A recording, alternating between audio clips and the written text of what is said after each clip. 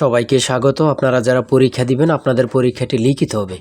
আপনারা যারা civil surgeon কার্যালয়ে পরীক্ষা দিবেন আমি আবারও বলি আপনাদের পরীক্ষাটি লিখিত হবে।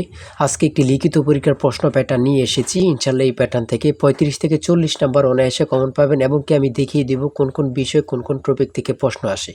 তার আগে বলে রাখি আপনারা যারা পরীক্ষা দিবেন পরীক্ষার প্রশ্ন প্যাটার্ন যেমন থাকবে সেম প্যাটার্নে আমরা একটি চূড়ান্ত সাজেশন তৈরি করেছি। সাজেশনটি নিতে স্ক্রিনে দেওয়া হোয়াটসঅ্যাপ নাম্বার রয়েছে, ইমো নাম্বার রয়েছে, দুটোর মধ্যে যে কোনো একটি মেসেজ করে সাজেশনটি সংগ্রহ করুন। সাজেশনের মূল্য মাত্র 100 টাকা।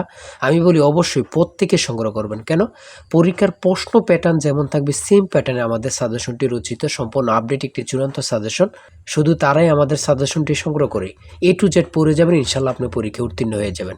আমি আবারও বলি যারা পরীক্ষা দিবেন প্রত্যেকে 100 টাকার বিনিময়ে হলেও সাজেশনটি সংগ্রহ করবেন। এই সাজেশনের বাইরে আপনাকে আর কিছুই দেখতে হবে না। ঠিক আছে, আমি মূল কথায় চলে আসি।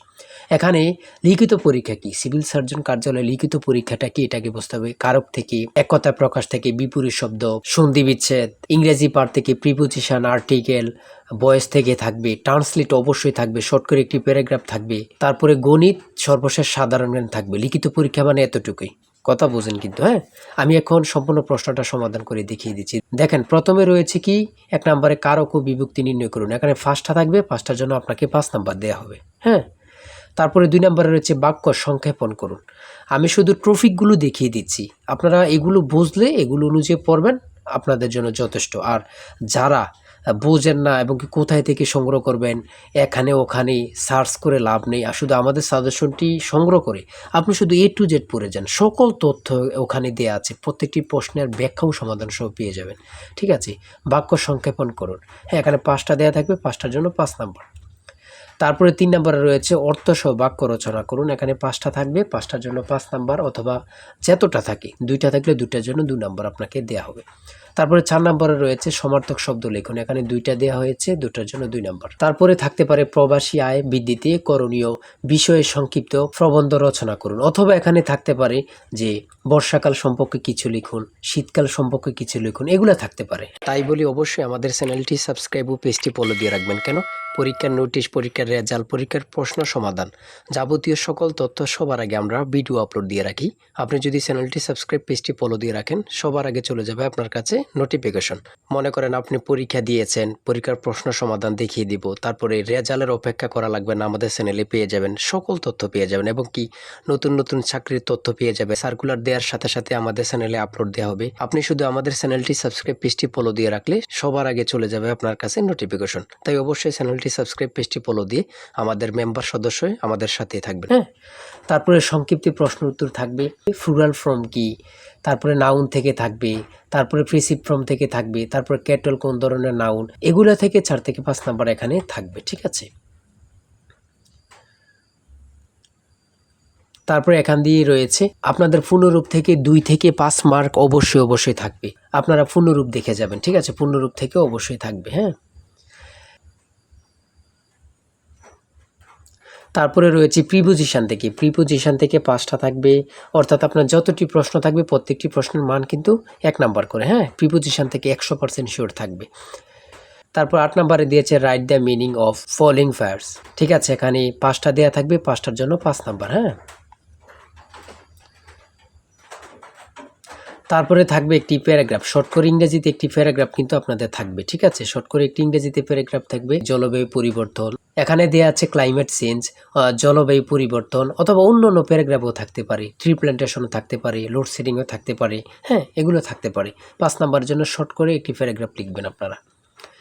আমাদের সাজেশনের প্রত্যেকটি প্রশ্নের ব্যাখ্যা ও সমাধান সহ কিন্তু পেয়ে যাবেন। তারপরে গণিত অংশ 10 নম্বরে রয়েছে 500 মিটার লম্বা একটি ট্রেন 30 কিলোমিটার ঘন্টা গতিতে চলছে। 250 মিটার লম্বা একটি স্টেশন অতিক্রম করতে ট্রেনটির কত সময় লাগবে।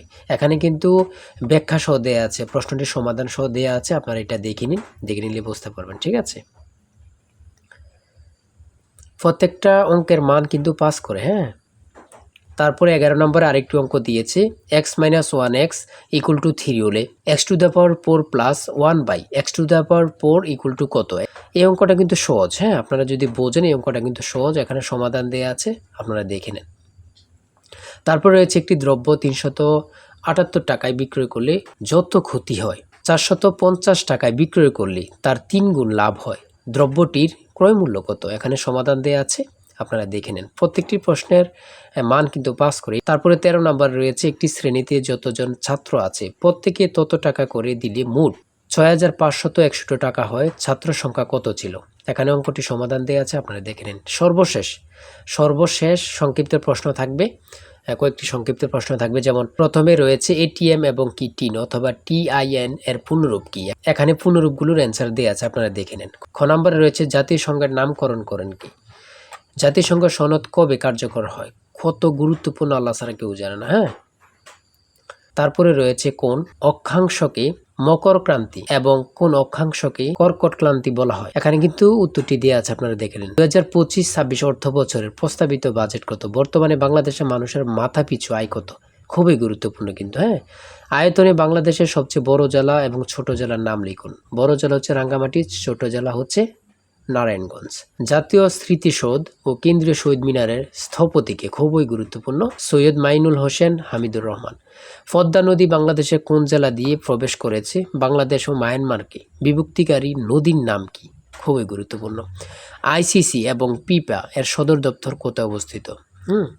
দুবাই, সংযুক্ত আরব আমিরাত, জুরিক, সুইজারল্যান্ড।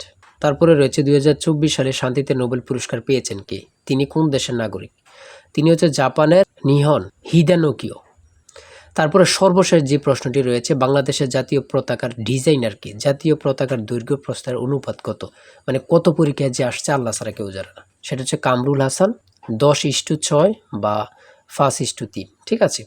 আর আমি বলে রাখি, এই জিসান স্যারের চূড়ান্ত সাজেশন কিন্তু এই নাম্বার হোয়াটসঅ্যাপ ইমো আছে, এই নাম্বারটা হোয়াটসঅ্যাপ আছে, ইমো আছে, দুটোর মধ্যে যে কোনো একটি মেসেজ করে, অর্থাৎ হোয়াটসঅ্যাপে মেসেজ করে সাজেশনটি সংগ্রহ করতে পারবেন, ইমোতে মেসেজ করে সাজেশনটি সংগ্রহ করতে পারবেন। আমি বলি প্রত্যেকে আমাদের সাজেশনটি অবশ্যই সংগ্রহ করবেন। আজকের ভিডিও এই পর্যন্ত। আর অবশ্যই আপনার যে কোনো তথ্য জানতে কমেন্টে লিখুন, সাথে সাথে রিপ্লাই পাবেন। আর অবশ্যই আমাদের সাজেশনটি সংগ্রহ করে A to Z পড়ে যাবেন, পরীক্ষায় উত্তীর্ণ হয়ে যাবেন। আজকের ভিডিও এই পর্যন্ত। সবাই ভালো থাকবেন, সুস্থ থাকবেন। আল্লাহ হাফেজ।